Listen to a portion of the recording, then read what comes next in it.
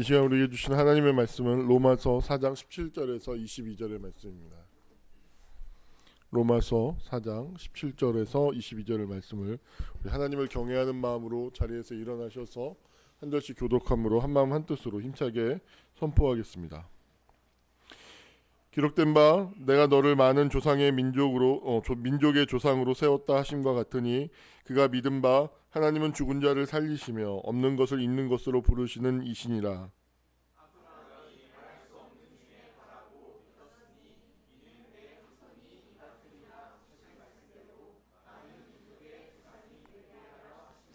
그가 백세나 되어 자기 몸이 죽은 것 같고 사라의 태가 죽은 것 같음을 알고도 믿음이 약하여지지 아니하고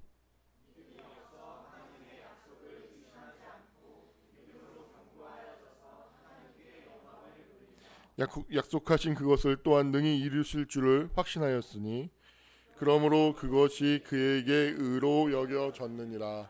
아멘. 이것은 하나님의 말씀입니다. 찬양 드리겠습니다.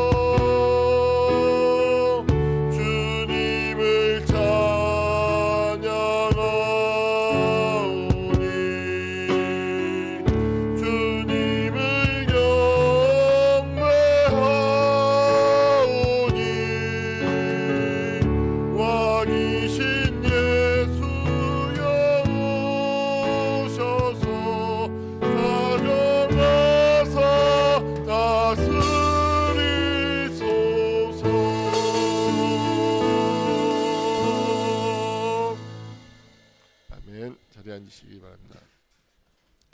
우리 앞뒤 좌우에 있는 분들과 함께 인사 나누겠습니다. 새해가 출발하고 있습니다. 새롭게 사십시오라고.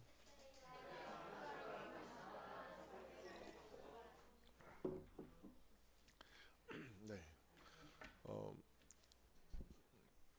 자유는 계속해서 말씀드리지만 프롬과 그러니까 뭐뭐로부터의 자유, 뭐뭐를 향한 자유, 이 두 종류가 두 가지 상황에서 발생한다고 했죠. 그러니까 이 프롬과 포가 없을 때 그런 자유는 보통 환상이고 방종이고 방임일 경우가 많습니다. 저는 교회는 정치적 상황과 무관할 수 없고, 그리고 역사 속에서 교회의 역할은 그 정치적 상황이 의롭지 않고 하나님 보시기에 옳지 않은 방향으로 갈 때 그 상황과 현실을 향해서 냉정하게 하나님의 심판의 메시지를 전했던 역사가 있고, 또 그래야 하는 것이 맞는 건데, 이번 정권이 들어서면서 짧게 정치에 대한 이야기를 짧게만 언급을 하겠습니다.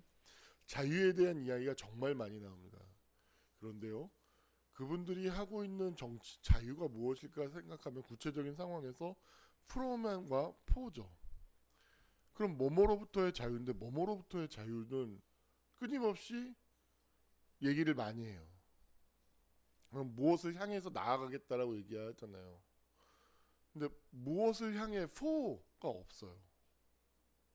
포를 제시하지 않아요. 그러면 그 자유는 방종이고 내 맘대로 하겠다라는 거예요.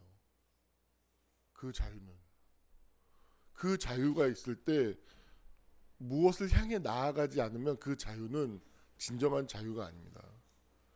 여러분들, 우리의 삶 속에서 주의 영이 계신 곳에 자유함이 있고 진리가 우리를 자유케 한다고 이야기를 하죠. 예수 그리스도를 믿었을 때 인간은 그 자유를 경험하죠. 자기 죄로, 자기의 과거, 자기가 이길 수 없었던 상처, 아픔, 실패, 절망으로부터의 자유를 경험해요. 그리고 사도 바울이 뭐냐면 왜 성령으로 그렇게 그것을 성령의 역사라고 얘기를 하고 그러면서 하나님을 영광을 위해서 나아가죠. 그런데 하나님의 영광을 위하지 않고 육체를 향해서 나아갈 때 왜 성령으로 시작한 일을 육체로 마치려 하느냐라고 이야기를 하죠. 그러니까 from을 받았으면서 왜 for를 향한 자유를 하나님을 향해서 나아가지 않느냐라고 이야기를 하죠. 이 from과 for를 향해서 인간은 놓여져 있는 거예요. 근데 그 미래, for는 미래를 향한 것이죠. 그 미래를 향해서 나아가고 있지 않을 때 인간은 과거 속에서 살고 있을 가능성이 매우 높습니다. 그 과거로부터의 자유 그리고 미래를 향해서 나아가는 그 자유를 하나님께서 우리에게 주셨고 그것을 경험하는 것이 신앙이고 삶이라고 생각합니다.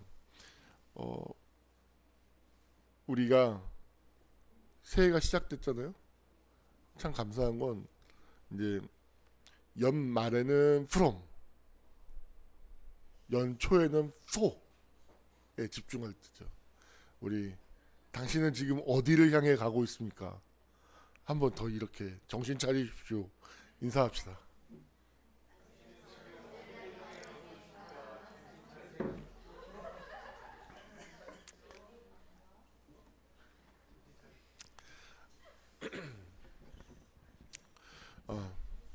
그 사람이 그러니까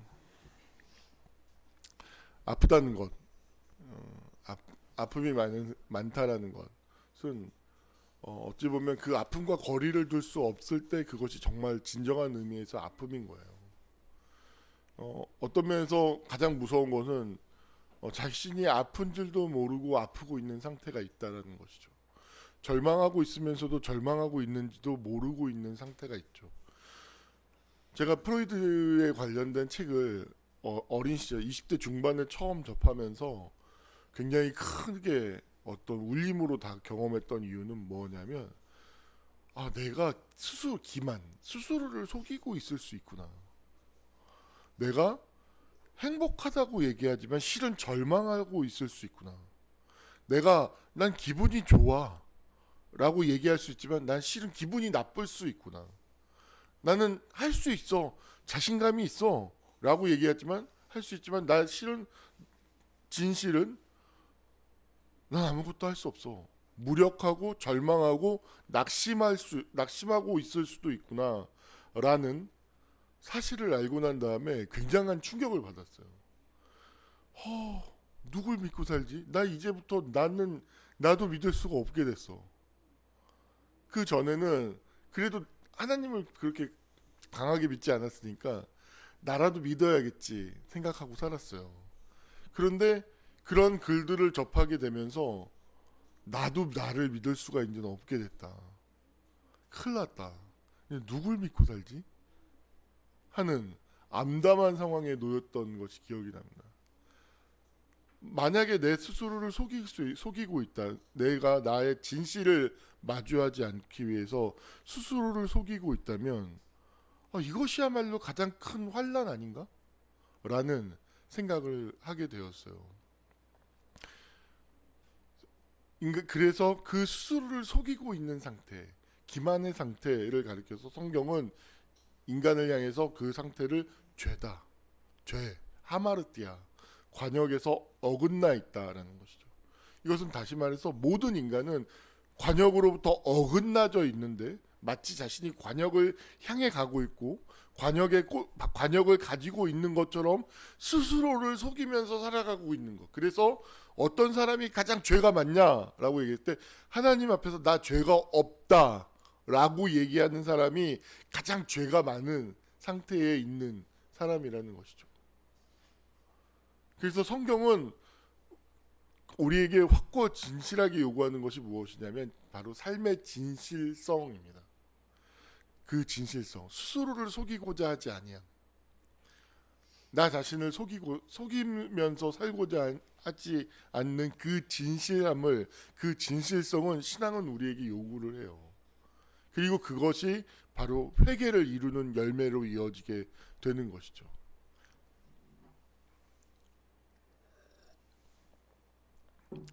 자신을 안다는 건 그래서 이제 전제 이 하나의 인간이 처한 근본 상황이 뭐다?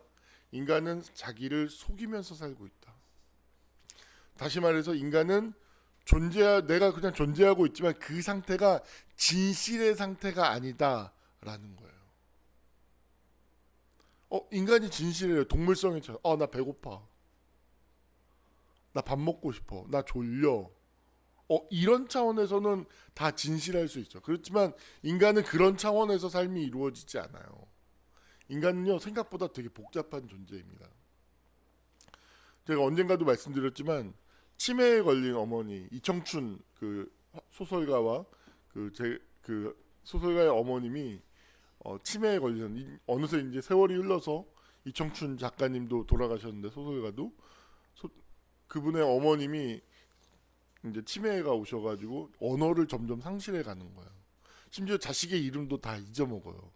근데 그분이 그분 옆에서 어머니 옆에서 지켜보는데 끝까지 그 정확하게 그 단어가 잊혀지지 않고 그 단어의 용도를 정확하게 사용하는 것은 어떤 단어냐? 배고파,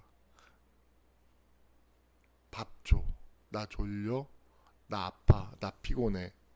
이런 단어들은 아무리 치매가 깊어져도 이 단어를 잃어버리지 않고 이 단어와 맞는 상황을 지적하지 않는데, 그러나 조금이라도 어떤 추상적인 것들 나가잖아요. 그 모든 것들은 다 무너진다라는 거예요. 다. 그러면서 어찌 보면 그 치매라는 병이 사람의 어떤 그 복잡한 사람다움을 걷어내고 사람을 어찌 보면 그 동물이라고 해야 될까요? 그 차원으로 사람을 이렇게 퇴행시키는 병이다라고도 할 수 있는 거예요. 전두엽을 다 망가뜨리고. 근데 우리는 놀랍게도 그 사람을 사람 되게 할 수 있는 그 복잡한 것을 되게 마주하려고 하지 않고 단순하게 어떤 게 그 진실에 도달할 수 있을 거라는 스스로에게 어떤 착각을 하게 만들죠. 그래서 존재하고 내가 있다라는 것은 생각보다 단순한 것이 아니고 복잡합니다. 되게 어렵고 진실하기도 어렵고. 그래서 진실이라고 하는 것은 내가 추구해서 도달해야 되는 것이지, 진실은 내가 추구하지 않고 그냥 저절로 주어지는 열매가 아니라는 사실을 우리는 꼭 기억해야 됩니다. 그랬을 때 이제 한 걸음 나아가겠습니다. 스스로를 기만하고 있고 진실을 은폐하고 있고 진실을 모르고 있을 가능성이 있을 때 우리는 자기를 알아야 되는, 자기를 인식해야 되는, 자기를 이해해야만 하는 상황에 놓여지게 되는 것이죠. 자기를 알고자 하는.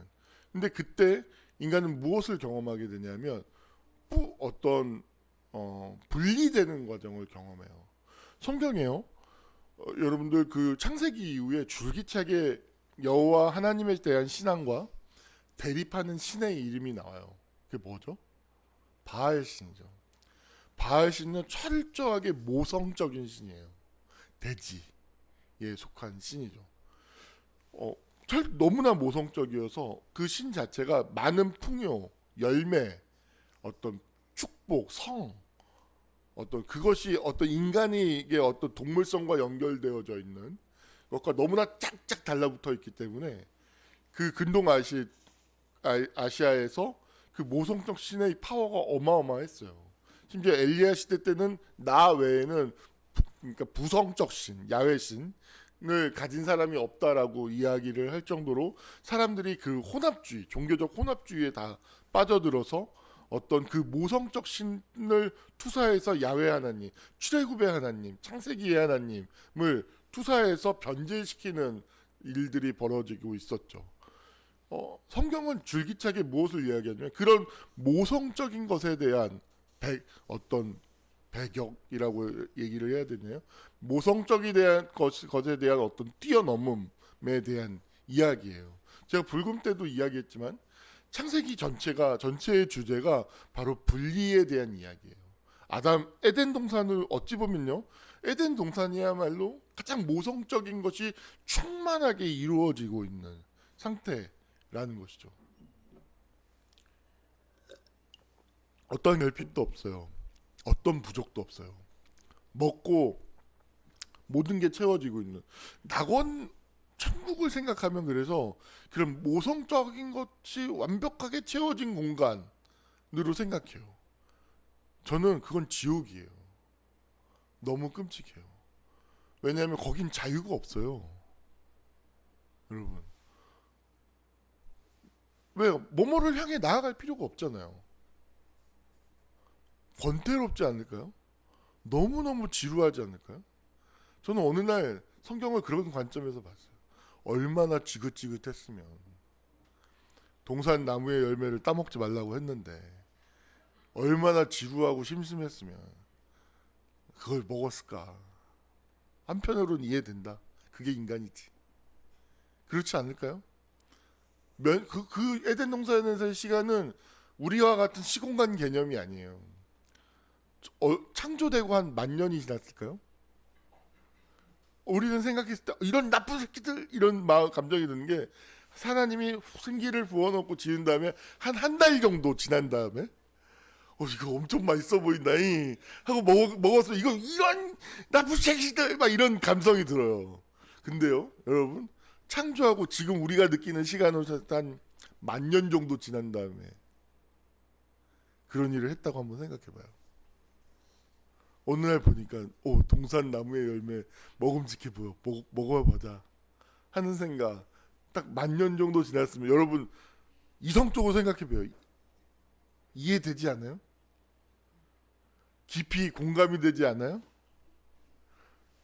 모든 것이 채워지는 그 공간 안에서 어떠한 결핍도 없고 어떤 부족도 없는 그 상태에서 10,000년 1,000년 삶을 살면 그게 좋을까요? 재미있을까요? 우리의 인간성에 부합할까요? 아니에요. 그래서 그 에덴 동산 어찌 보면 하나님께 대들어서 쫓겨난 것이지만, 또 어찌 보면 관점을 달리해서 보면 분리, 하나님으로 진정한 의미에서 하나님으로부터 분리 독립을 시도하는 거예요. 그 자유를 실현하기 위해서. 그랬을 때 비로소 하나님과 그 진정한 관계는 어디서부터 시작이 되냐면, 에덴 동산에서 하나님과 관계를 맺는 건 당연하죠. 그렇지 않겠습니까? 은혜로울 게 뭐가 있어요? 은혜를 경험할 수 없어요. 사도 바울이 그래요. 죄가 있어야 은혜를 경험한다고요. 그건 당연이에요. 당연. 그래서 에덴 동산으로 나왔을 때부터 어떤 의미에서 인간과 하나님은 비로소 진정한 관계, 진정한 신앙이 그때부터 시작될 수 있다라는 거예요. 진정한 신앙. 그래서 오늘 말씀 사도 바울이 이야기는 믿음의 조상이 누구냐 했을 때 아브라함이라고 얘기를 하는 거예요. 에덴 동산으로 분리돼서 독립돼서 결핍, 하나님 없음, 어떤 소망도 없음, 그 어떤 자녀를 낳을 수도 없고, 하나님 어떤 그런 상황 속에서 하나님을 신뢰할 수 있느냐? 네가 모성적인 것들 채워지지 않아. 욕구 어마어마한데 채워지지 않아. 너 이 속에서 나와 관계 맺을 수 있어? 나를 믿을 수 있어? 나를 신앙할 수 있겠어? 라고 하는. 그때 아브라함은 하나님을 어떻게, 사도 바울은 단단하게 얘기해요. 바로 무로부터의 유를 창조하신 하나님이 바로 이스라엘의 하나님이시거든요. 그리고 애굽의 노예들을 끄집어내 가지고 어떤 자유인으로 만드시는 그 역사 자체가 그러니까 없는 것에서 있는 것을 창조하는, 무로부터의 유를 창조하는 하나님이라는 것을 그 역사적으로 신뢰하고 믿고 있는 것이죠. 그래서 아브라함 역시 마찬가지로 없는 것을 있는 것처럼, 또 죽은 것을 살리시는, 바랄 수 없는 중에 그랬기 때문에 바랄 수 있는 그것을 믿었을 때 그 아브라함을 가리켜서 믿음의 조상이라고 이야기를 할 수 있었던 거죠. 그래서 우리 마음 안에는 어찌 보면 그런 그 모성적인 것이 채워지는 어떤 그 에덴 동산에 대한 열망이 있어요. 근데 하나님의 눈으로 봤을 때 그거보다 더 귀하고 더 가치 있는 것이 무엇이냐라고 하면 그것은 신앙이에요. 신앙. 한 인간이 어떤 모성적인 것들로부터 충만한 이 현실 안에서 부성적인 하나님을 신뢰하는 그 마음을 가지고 있는 그 인간의 존재야말로 하나님이 보셨을 때 이 우주 안에서 가장 귀한 존재, 가장 값진 존재가 되는 거예요. 그것이야말로 자연으로부터 유래하지 않은, 아시겠습니까? 정말로 아버지로부터 오는, 하나님으로부터 오는 것이기 때문에 그래요. 그래서 사람들은 자연을 되게 좋아해요. 여러분 동물의 왕국 보세요. 자연 좋아하나? 사람들은요 자연을 좋아하는 게 아니라 뷰를 좋아해요. 제가 좀 언어를, 사람들이 일상적으로 가지고 있는 언어와 그 의식의 안에서 저는 살고 있지 않기 때문에 거리를 두고 그것에 대해서 비판적 시각을 많이 갖는데, 사람들이 자연을 그렇게 좋아해요. 그들이 말하는 자연은 뭐예요? 내가 느끼고 보는 자연은 진짜 잔인하거든요. 엄청 자연은요 엄청 잔인해요. 정말로요. 정말 그 잔인함이요 이루 말할 수가 없어요. 감성이 어떤 줄 아십니까? 우리는 어떻게 해요? 노약자, 아픈 사람 있으면은 인간의 본성, 도덕성은 뭐예요? 여기 앉으세요 이러잖아요. 저 새끼 아프네. 가서 잡아먹어요. 손쉽게 잡아먹을 수 있겠다. 잡아먹어요. 그게 자연이에요. 새끼들, 약한 애 어린이들이 저의 차에서 자전을 나오면 베이비 인카, 이게 용어가 이게 모호하고 추상적이니까 요새는 직접적으로 얘기해요. 사고 시 아이들 먼저 구해주세요 라고 아주 구체적으로 이렇게 딱 붙여요. 이게 어떤 인간의 마음이죠, 그죠? 자연에서는요 새끼들만 있잖아요, 제일 먼저 잡아먹혀요. 아주 손쉽게. 어미 안 먹어요. 왜냐하면 손쉽게 잡아먹을 수 있으니까. 그게 자연이에요. 자연이 좋아요. 그래서 사도 바울이 그래서 어떤 그 기독교는 그래서 자연에 대해서 뭐라고 얘기를 하냐면, 예수님이 다시 오시면 이 자연도 회복될 것이다 라고 얘기를 해요. 그러니까 그 모습을 보고 탄식이 나온다고 얘기하죠. 탄식한다고요. 약육강식의 현실을 보고. 그리고 기독교의 전통 안에서는 약육강식이 시작된 것이 에덴 동산으로부터 나오면서 그때부터 육식이 시작되었잖아요. 성경에서 보면. 그래서 육식이 시작되고 약자가 강자를 잡아먹는 어떤 그 현실을 가지고서 그것을 하나님의 현실이라고 얘기하잖아요. 근데 그것을 자연이라고 하면서 되게 좋아해요. 자연으로 마치 돌아갈 수 있는 것처럼. 정직하게 얘기해야 돼요. 뷰로 돌아가는 거예요. 뷰로 돌아가고 싶은 거죠. 그게 무슨 자연이에요. 이렇게 풍경 좋은 데서 바다 이렇게 탁 보고, 한강뷰 되게 비싸잖아요. 여러분 한강뷰가 몇십억이에요. 그림만 몇십억이 아니라. 그 한강뷰를 보는 게 그렇게 좋아요. 그게 뭐예요? 자기 욕망이죠. 자기 욕망을 사랑하는 거지 자연을 사랑하는 게 아니에요. 인간은 이 얘기가 이렇게 길었는데 요점은 인간은 기만적인 존재라는 거예요. 다시 한번 말씀드립니다. 인간은 스스로를 속이고 어길 수 있는 그런 존재자라는 거예요. 다시 얘기의 본론으로 좀 돌아올게요. 너무 많이 샜네요 오늘. 자 봅시다. 그래서 바랄 수 없는 중에 바라는 그 신앙이야말로 자연으로부터 오는 것이 아니라, 자연을 실현하는 것이 아니라, 이 신앙을 갖는 것은 어떤 면에서 자연을 거스르고 자연을 초월하는 거예요. 그 자연을 넘어서는 거예요. 이 그리스도인이 된다라는 것. 그래서 바랄 수 없는데 바라야 된다고 얘기를 하잖아요. 바랄 수 없는 걸 어떻게 바래요? 바랄 수 없는 건 바랄 수 없어야죠.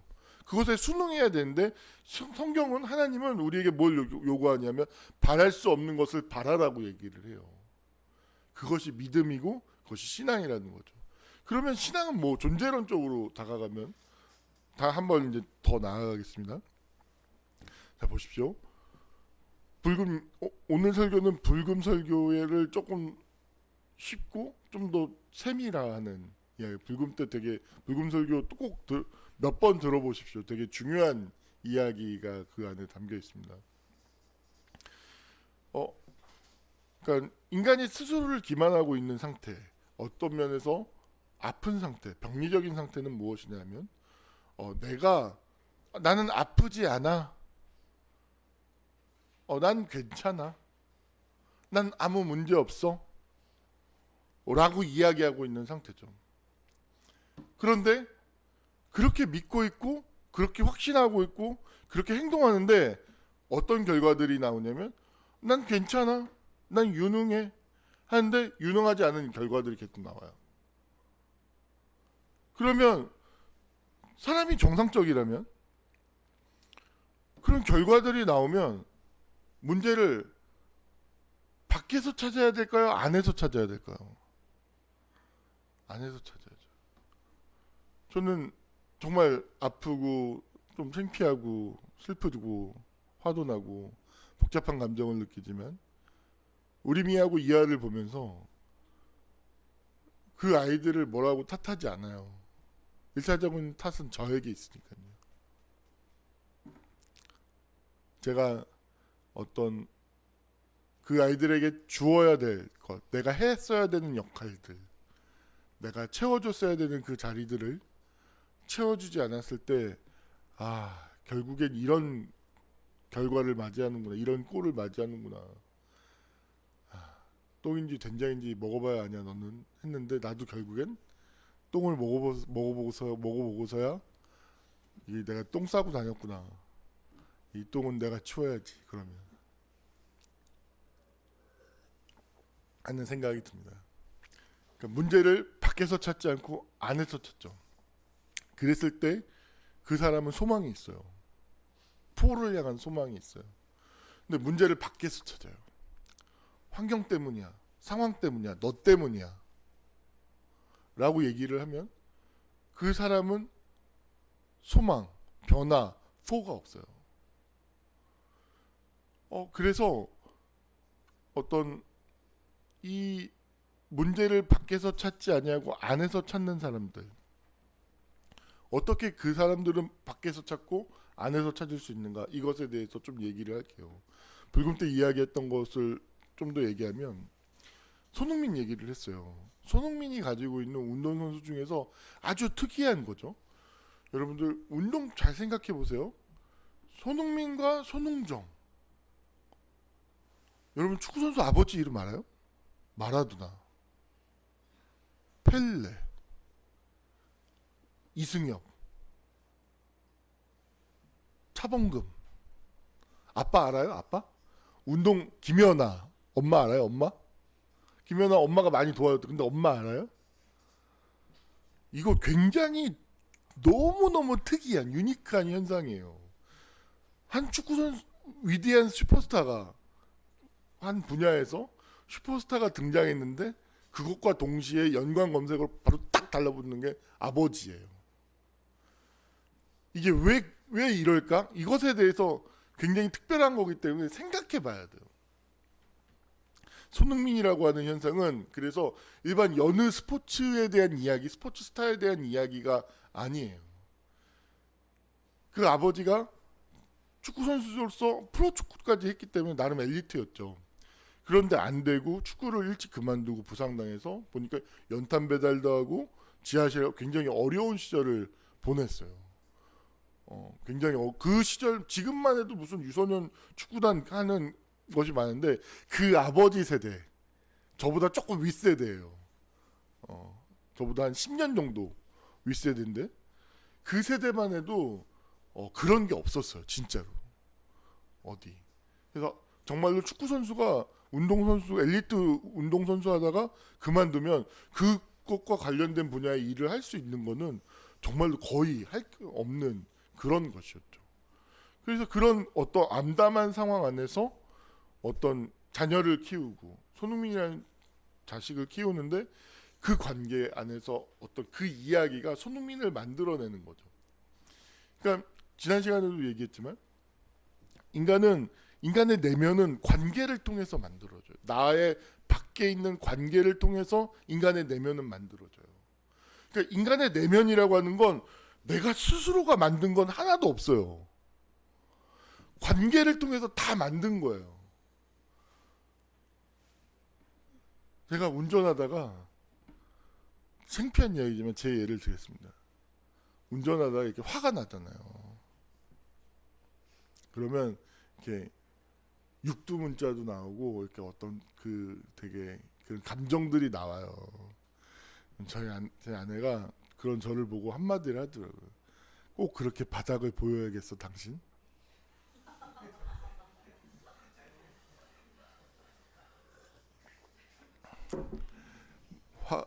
문제를 밖에서 찾으면 화가 나요. 이 여자를 제거하면 이 문제가 해결되는 거죠. 이 입을 닥치게 하고 하면 문제가 해결되지만 문제가 안에 있다는 걸 알기 때문에 그럴 수 없었죠. 그게 울려지는 거예요. 아, 내 바닥이구나. 근데 그 바닥은 어디서부터 왔을까 생각하면 저희 아버지와 제가 성장하면서 맺었던 아버지와 어머니와의 관계가 바닥이었다는 것이죠. 그리고 그걸 감추면서 살았다는 것이죠. 그러지 않은 것처럼. 내 내면의 풍경, 내 안의 풍경이 내 마음 안의 풍경이 엉망진창이구나 라는 것을 다시 한번 깨닫고 느끼게 되는 상황이었죠. 이 손흥민이 가지고 있는 아버지와의 그거는 이 손흥민이 다른 슈퍼스타와는 다르게 겸손하고 자기의 문제점을 알고 성장하고 계속해서 성장하고 시즌이 지날 때마다 뭔가를 개선해서 나타나면서 좋아지는 모습을 계속 보여주고 있기 때문에 이 손흥민이라는 사람이 되게 놀라운데 그러면 이게 어떻게 이게 가능할까 했을 때 아버지가 붙는 거예요. 끝나고 나면 한국으로 돌아와서 여느 슈퍼스타들은 뭐 하죠? 그 정도 돈을 가진 사람이 요트 타고 전 세계를 다녀요. 그 자기 요트 그 전송 항해사 고용해가지고요 파티 위에서 이렇게 파티하는 거 막 여자들 이렇게 같이 하고 막 막 이런 거 막 인스타그램에 올리죠. 손흥민은 뭐예요? 아버지랑 같이 춘천 가가지고 정규 훈련 때보다도 더한 훈련을 하죠. 그 휴식 시간에 아버지가 그래서 웃음 이제 딱 돌아와서 아버지하고 단 문제점을 알고 그것들을 극복하고 왔습니다 하고 나타나는 거예요. 그런 사람이 어디 있어요? 그러니까 아버지가 붙는 거예요. 내면의 풍경, 아버지와의 관계가 그 내면에 있는 것이죠. 그래서 지난 불금 때도 이야기했지만 손흥민이라고 하는 존재가 가지고 있는 그 중심, 열려 있음, 계속 배우려고 함, 깨어 있음이라고 하는 것. 그리고 이 열려 있음, 깨어 있음이라고 하는 것은 무엇이냐면, 자 보세요. 너는 예를 들어 제가 축구에 대한 지식은 많이 없지만 이를테면 퍼스트 터치가 굉장히 중요하다고 해요. 이 최전방 공격수는 왜냐하면 공을 딱 받고 공을 딱 놨을 때 미리 사람을 둘러보고 수비가 어떻게 올 것인가를 예측하고 공이 여기서 날라왔을 때 어디다 공을 어디쯤에다 떨어뜨려 놔야지. 공을 거기쯤에 딱 떨어뜨려 놔야지 바로 골을 넣을 수 있는 그 각도와 그런 것이 나타나기 때문에 퍼스트 터치가 중요해요. 근데 손흥민한테 너 퍼스트 터치 진짜 못한다 라고 얘기를 해요. 그런데 이 내면이 열려있는 사람은 어떻게 하냐면 그 말을 받아들여요. 이 받아들임이 무엇인가에 대해서 이야기를 하고자 합니다. 잘 보세요. 이것이 사실은 변증법이라는 이야기를 좀 하고 싶어서요. 오늘 신한 믿음 중심이라는 얘기와 변증법이라는 이야기를 좀 연결하고 싶은데 변증법은 무엇이냐면 A이면서 동시에 A가 아닌 것이 이퀄이 성립할 수 있다는 것이죠. 그러니까 A는 A잖아요. 근데 A가 아니야. 그러면 A가 아닌 거죠. 그죠? 그런데 인간만은 유일하게 A이면서 동시에 A가 아닐 수 있는 것이 인간의 모습이에요. 이 제가 여러분들 잡스럽다고 얘기를 하죠. 이것도 변증법에서 나온 거예요, 사실은. 순수하지 않아요. 보세요. 병리적인 건 그럼 뭐냐면, 나는 A인데 너 퍼스터치 진짜 나빠. 나데이를 만들었어요. 그러면 병리적인 건 뭐냐면 이 나데이를 문제를 밖에서 썼고, 아니야. 난 A. 난 퍼스터치 괜찮아. 너나 잘해.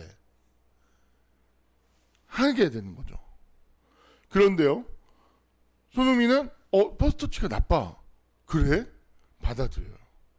그러면서 내가 퍼스트 터치가 안 좋은 그걸 받아들이는 순간에 뭐가 발생하냐면 퍼스트 터치가 안 좋은 나는 from 이 안 좋은 나로부터의 자유를 실현하고 싶은 열망, 그리고 퍼스트 터치를 잘할 수 있는 for를 향한 열망, 이 두 가지가 발생하는 거예요.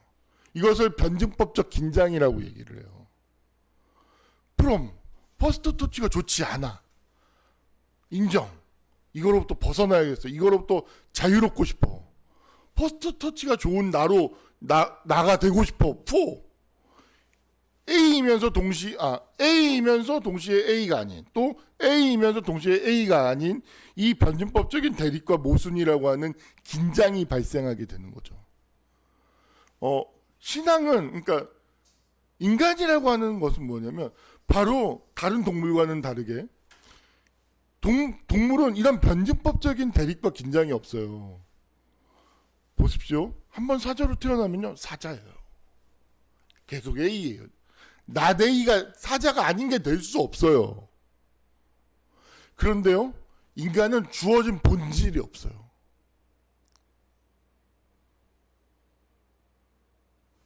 없어요. 그래서 인간을 자유에 처해졌다고 얘기를 하는 거예요. 그렇기 때문에 인간만이 유일하게 A이면서 동시에 A가 아닐 수 있는 거죠. 이 상황을 이해하시겠습니까? 근데 이 상황을 인간은 견딜 수 없어요. 불안하거든요. 근데 이 상황을 견딜 수 있도록 만드는 유일한 것은 소망, 믿음, 신앙이에요. 신앙이 없으면 인간은 이 상황을 견딜 수 없어요. 이해가 되십니까? 신앙이 무엇인지? 그래서 그 신앙을 통해서 이 변증법적인 긴장을 갖는데, 이 변증법적인 긴장, A이면서 동시에 A가 아닌 이 상황을 다른 말로 뭐라고 얘기할 수 있냐면 바로 진실, 중심, 내면이라고 이야기할 수 있는 거예요. 우리의 중심은요, 그래서 고정화되어져 있지 않아요. 우리의 내면의 풍경은. 그래서 이 내면, 중심을 바라보고 느끼고 인정하는 것이 몹시 두렵기 때문에 인간은 끊임없이 밖을 향해서 나아가요.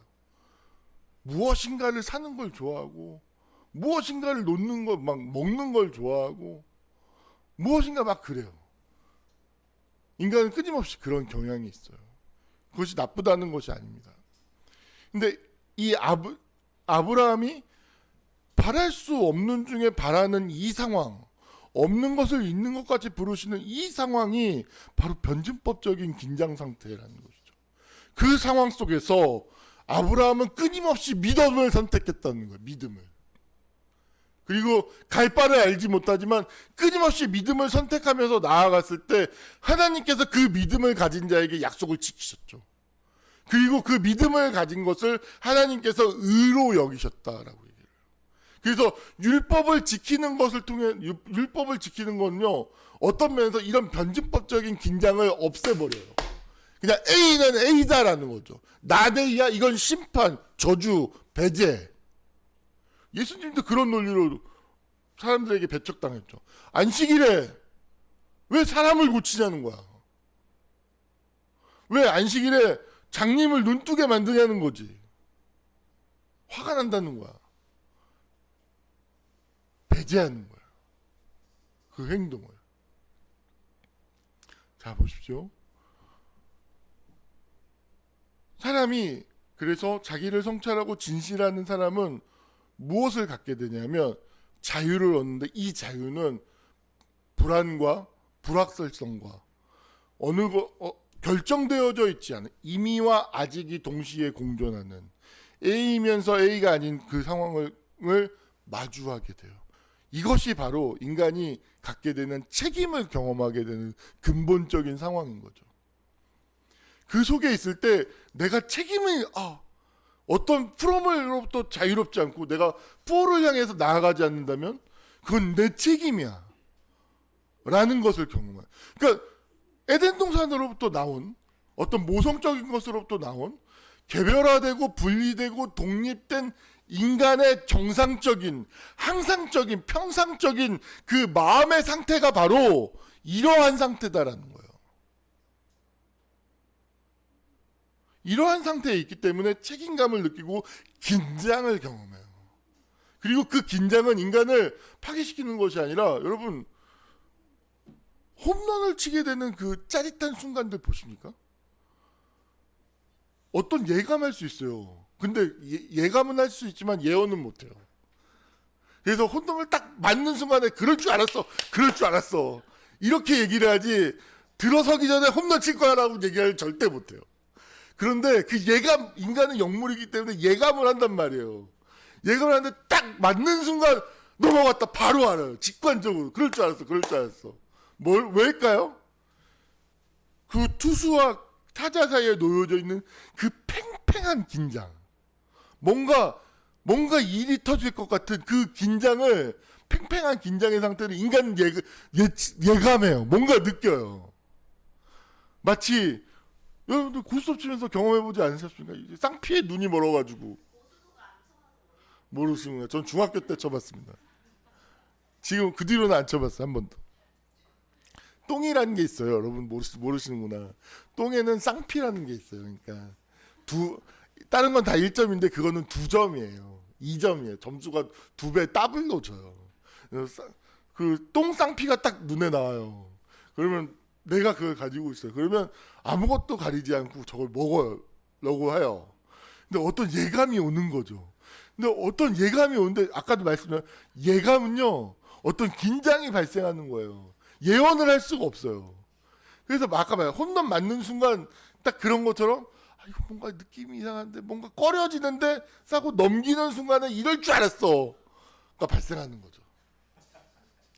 딱 맞는 순간에 넘어갔어, 이럴 줄 알았어 하는 것처럼, 땅피를 내 눈이 멀어서 딱 패를 뒤집는 순간 이럴 줄 알았어. 예감, 팽팽한 긴장이 발생해요. 그 긴장을 피하지 않는 거죠. 그게 정상성인 사람인 거예요. 그 긴장을 가지지 않으면, 제가 그래서 에너지가 높은 사람, 에너지가 낮은 사람, 나는 늘 A야, 나는 괜찮아, 난 뭐 자신 있어, 내가 제일 잘 나가, 나 제일 예뻐, 뭐 이런 유형의 사람들 긴장 없죠. 그런데 이럴 수도 있고 저럴 수도 있는 팽팽한 긴장 속에 있는 이 긴장을 견뎌내는 것이 바로 에너지가 높은 사람, 성령이 충만한 사람의 모습인 거예요. 근데 그랬을 때 포를 향해서 나아가야 되잖아. 포를 향해서 나아갈 때 내 안에 포를 향해서 나아갈 수 있는 자원이 없다라는 걸 알아요. 그때 신앙을 그래서 사람들이 필사적으로 붙잡는 거예요. 기도하고 믿음에 나와서, 여기 나와서 할 수 있어. 목사님 오늘 한 명도 오지 않았어요. 할 수 있어. 가게 다 끝났는데 중딩 애들 10명이 우르르 들어와. 갑자기 할 수 있어. 여기 와서 믿음의 말, 자원을 삼는 거예요. 자원이 되는 거예요. 그래서 신앙의 공동체가 너무너무 중요한 거예요. 함께 기도해주고, 이 팽팽한 긴장 속에 있는데 포를 향해서 나아갈 수 있는 힘이 내 안에 없다는 걸 알아요. 공급받아야 되는 거예요. 기도하고 예배하고 신앙하고 그 약속을 의지하는 그것이 하나님 보셨을 때 의롭다 되는 거예요. 그래서 신앙을 갖는다는 것은 중심을 갖게 된다는데 그 중심은 어떤 안정을 갖게 된다는 것과는 거리가 멀어요. 그 사람이 어떤 그 안정이라는 말은 뷰하고 똑같아요. 사람들은 안정해놓고 왜 한강뷰가 그렇게 비쌀까요? 사람들이 그 뷰를 보면서 안정을 취하는 거야. 개떡같이. 웃기고 있네. 안정을 취하는 거야. 안정. 그 그림을 보면 그것이 중심이 아니에요. 인간이라고 하는 존재는요 그렇게 안정화됐어. 그 모습은 정말 죄송하지만 저는 인간의 욕망에 대해서 아닌 건 아니라고 말해야 되는 사명이 있는 사람이에요. 그 뷰에 대한 집착은 제가 말씀드린 모성적인 것에 대한 집착이에요. 넓은 의미에서. 그것이 나쁘다는 게 아니에요. 그렇지만 그것이 전부라고 얘기하고 그것에 집착하는 순간 인간은 타락해요. 그것이 절대 나쁘다는 게 아닙니다. 다시 말씀드립니다. 그게 전부가 되는 순간 사람은 타락해요. 바알신을 섬기듯이 그 안정에 집착하는 거죠. 바알신을 왜 믿는 줄 알아요? 마음의 안정을 주기 때문인 거예요. 다산풍요. 하나님은 그런 거 없어요. 약속하지 않아요. 눈에 멀어요. 어렵죠. 그래서 중심을 갖는다는 거, 그런 안정을 갖는다는 게 아니에요. 그 팽팽한 긴장을 갖게 되는 것이 중심을 갖게 되는 거예요. 그게 실제 인간의 모습이에요. 모습이어야 하고요. 그 속에서 기도하고 내가 예배하고 믿고 나아가는 그 모습이 바로 중심을 가진 진실을 알고 있는 사람의 모습인 거죠. 그래서 충성이라고 하는 것 있잖아요. 마음 가운데 중자에다 마음 심자가 충성이에요. 충성. 우리는 그 충성이라는 말을 어떤 그 군사 문화 안에서 어떤 윗사람에게 어떤 잘하는 것, 두 마음 갖지 않고 까라면 까는 것 이런 걸 충성이라고 생각하는데 그게 충성이 아니에요. 그 충자의 오늘날의 의미는 진실과 헌신이라는 의미가 있어요. 예를 들어서 윗사람에게 진실하고 헌신한다는 의미가 있는 거죠. 그렇게 적용이 될 수도 있어요.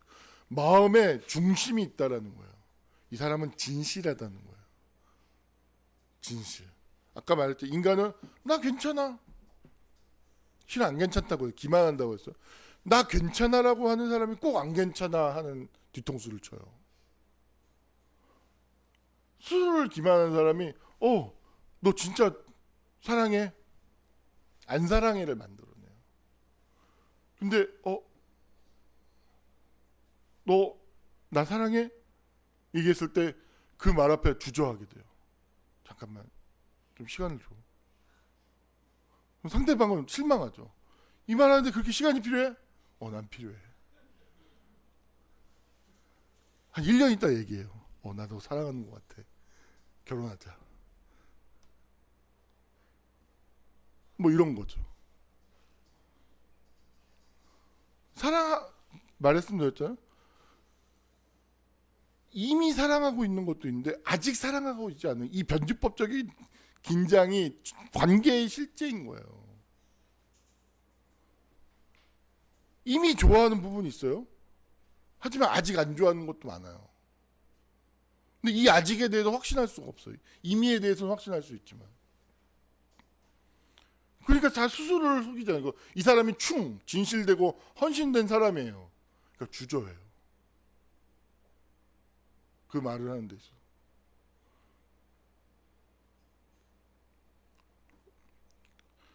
환란 뭐죠? 환이 뭐죠? 마음대 중자가 두 개인 거예요. 환란할 때 환. 그 사람이 그러니까 중심이 여러 개인 상태, 중심이 없는 상태인 거죠. 쉽게 얘기하면 중심이 이렇게 있고 이렇게 있고 이렇게 있으면 이건 중심이 없는 모습인 거예요. 우리의 일상적인 모습을 보세요. 중심이 있는 모습이 맞나 없는 모습이 맞나? 중심이 없는 모습이 많을 거예요. 그래서 중심이 없는 모습? 너무나 많아서 뭐 일일이 얘기해야 되나요? 우리 대부분의 모습이 중심이 없는 모습이에요. 예를 들어서 근심하고 염려해요. 그거는 중심이 없이 어떤 인과론적으로 과거가 원인에서 지금 현재 작용하고 있을 때 오는 거죠. 그건 중심이 없이 그 상황을 경험하게 되는 거예요. 근데 중심을 가지고서 그 상황을 경험하는 건 뭐예요? From 맞아, 나 실패했어. 하지만 나 이거로부터 자유로워요. From 그것으로부터의 자유. 그런 뿐만 아니라 for를 향해서 나아가야 돼. 그것을 상대하고 있을 때 비로소 이 사람이 중심이 있구나. 다른 의미에서 신앙이 있구나. 라고 얘기할 수 있는 거죠. 그걸 의식하지 않고 있어요. 이 사람 중심이 없는 거예요. 오늘 말씀이 좀 길어지네요. 죄송합니다. 말씀을 마무리할 시간이 넘었네요. 이제 벌써. 그래서 아브라함에게 하나님이 의롭다 하시는 것은 그래서 행위의 완전함, 어떤 무엇을 행하는 것, 그것을 하나님이 원하지 않아요. 하나님이 원하시는 건 진실을 원하시죠. 충성을 원하세요. 충성. 그래서 중심이 있기를 원하시는 신앙, 믿음을 가지기를 원하는 것이죠. 그랬을 때에만 비로소 하나님과 바르게 관계를 맺을 수 있어요. 그런 중심을, 그런 변증법적인 긴장 상태 속에서 하나님과 관계를 맺을 때 그 관계가 진실한 관계예요. 참된 관계. 그렇지 않고 관계를 맺자 바알 신처럼 맺죠. 내가 뭔가를 내 욕망을 투사해가지고 내가 원하는 결과를 끄집어내기 위해서 하나님을 사용하는 것일 뿐인 거예요. 우리 모두가 오늘 좀 되게 어려운 설교를 했어요. 사실은 늘 이렇게 어려운 설교를 하지는 않는데 죄송합니다.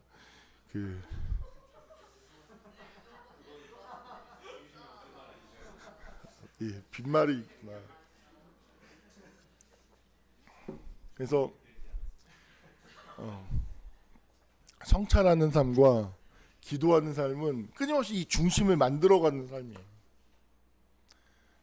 이 중심이 만들어지는 삶인 거죠. 이 중심을 갖기를 사모해야 돼요. 어떤 모성적인 그런 안정 이런 걸 원하면 안 돼요. 그걸 원하는 순간 인간은 타락하더라고요. 정말로. 더 이상 성장하지 않아요. 모성적인 그런 안정을 구하는 것이 아니라 정말로 갈 바를 알지 못하고 나아감. 하나님을 향해서 나아감. 그래서 기독교인의 그 정체성을 이름을 때 필그림. 나그네. 우리는 이 세상에서 모성적으로 뭐 여기 뿌리 내릴 거 하나도 없어. 다 죽어야 돼. 잠시 후면 다 죽어야 돼. 전 제 얼굴을 보고 어느새 이렇게 죽음에 가까운 모습을 하고 있다니.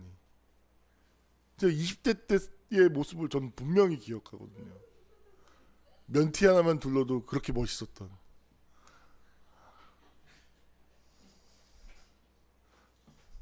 이렇게 죽음에 가까운. 그 시절에 제 모습을 보면 이제 갈 날이 얼마 안 남은 사람들은 무슨 낙수로 사나? 저는 그런 생각했었거든요. 저 나이가 되면 뭐가 즐거울까? 근데 그 나이가 됐어요. 벌써. 나그네인 거죠. 모성적이고 얻을 게 하나도 없어요. 여러분 우리 정말 이 중심을 지켜나갑시다. 정말 중심을 간직한 자들이 됩시다. 그래서 이 중심을 가지고서 from, 성찰을 통해서 from, 열심히 알아. 그리고 그것과 거리를 만들어내서 긴장을 만들어. 열심히 믿고 소망하고 기도하고 for, 미래를 향해서 미래를 도래케 만들어. 이 노동에 헌신하고 있는 사람. 이것이 나의 정체성인 사람들이 우리 모세동 사람들이었으면 좋겠어요.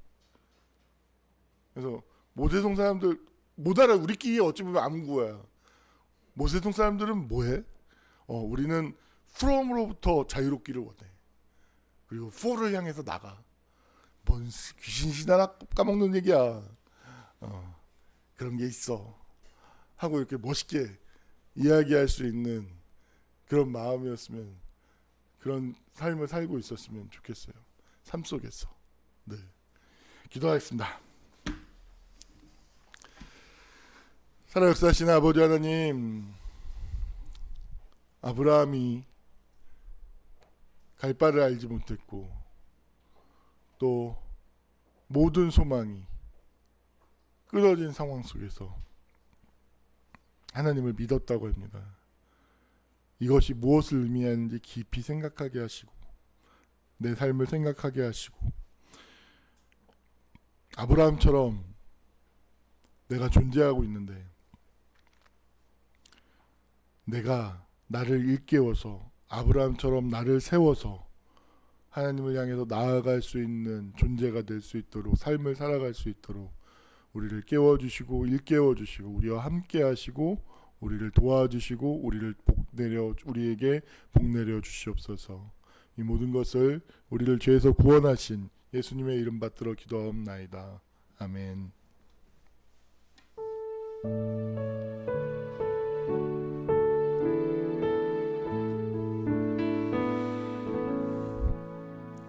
전능하신 나의 주 찬양 드리면서 준비하신 예물을 하나님께 봉헌하는 시간을 갖도록 하겠습니다.